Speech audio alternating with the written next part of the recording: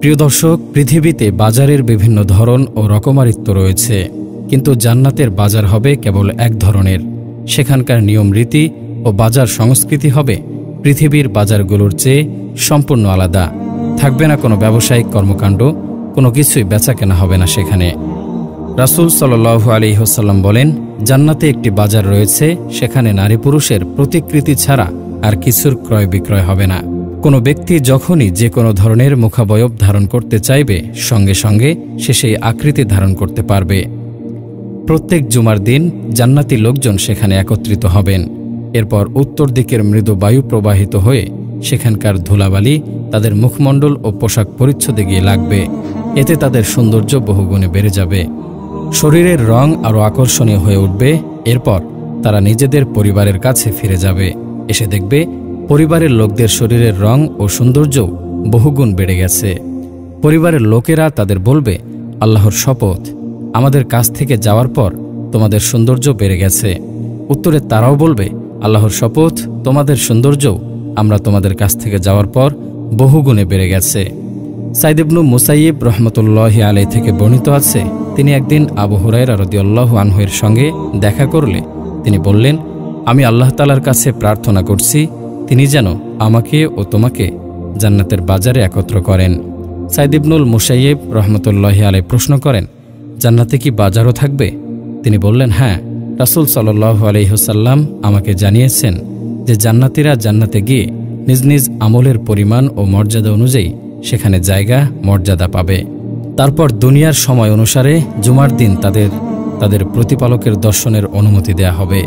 তখন তারা তাদের রবকে দেখতে আসবে, তাদের জন্য তার আরশ প্রকাশিত হবে। জান্নাতের কোনো এক বাগানে তাদের সামনে তাদের প্রভুর প্রকাশ ঘটবে। তাদের জন্য নূর, মণিমুক্তা, পদ্মরাগ মণি, জমরুদ ও সোনারূপা ইত্যাদির মেম্বর রাখা হবে। তাদের মধ্যকার সবচেয়ে নিম্ন স্তরের জান্নাতীও মিশক ও কর্পূরের স্তূপের ওপর আসন গ্রহণ করবে। তবে সেখানে কেউ হীন নিচু হবে না। মেম্বরে আসীন ব্যক্তিদের তারা তাদের চাইতে শ্রেষ্ঠ বা উৎকৃষ্ট ভাববে না। আবু হুরায়রা রাদিয়াল্লাহু আনহু বলেন, আমি প্রশ্ন করলাম, হে আল্লাহর রাসূল, আমরা কি আমাদের প্রতিপালককে দেখতে পাব? তিনি বললেন, হ্যাঁ, সূর্য বা পূর্ণিমার চাঁদ দেখতে তোমাদের কি কোনো সন্দেহ হয়? আমরা বললাম, না।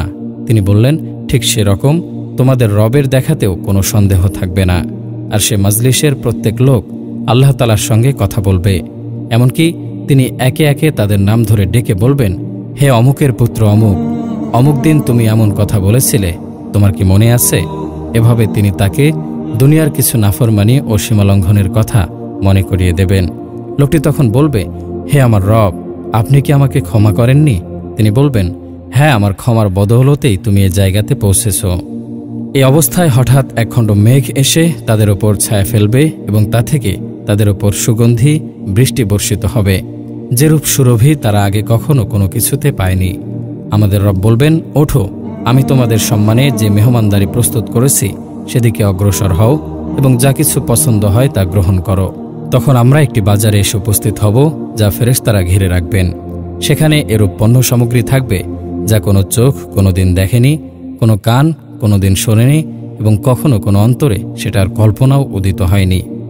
আমরা সেখানে যা চাইব তাই দেওয়া হবে, তবে বেচা কেনা হবে না। আর সে বাজারেই জান্নাতীরা একে অপরের সঙ্গে দেখা করবে। জান্নাতি নিজের পোশাক দেখে আত্মহারা হয়ে যাবেন। কথা শেষ হতে না হতেই তিনি দেখতে থাকবেন যে তার গায়ে আগের চাইতে উত্তম পোশাক দেখা যাচ্ছে। আর এরূপ এজন্যই হবে যে সেখানে কারো দুঃখ কষ্ট বা দুশ্চিন্তা স্পর্শ করবে না। তারপর আমরা নিজেদের স্থানে ফিরে আসব এবং নিজ নিজ স্ত্রীদের দেখা পাব। তারা তখন বলবে, অভিনন্দন ও স্বাগতম, কি ব্যাপার, যে রূপ সৌন্দর্য নিয়ে তোমরা গিয়েছিলে তার চাইতে উত্তম সৌন্দর্য নিয়ে ফিরে এসেছ? আমরা বলবো, আজ আমরা আমাদের আল্লাহ তাআলার সঙ্গে মজলিসে বসেছিলাম, কাজেই এ পরিবর্তন হয়েছে।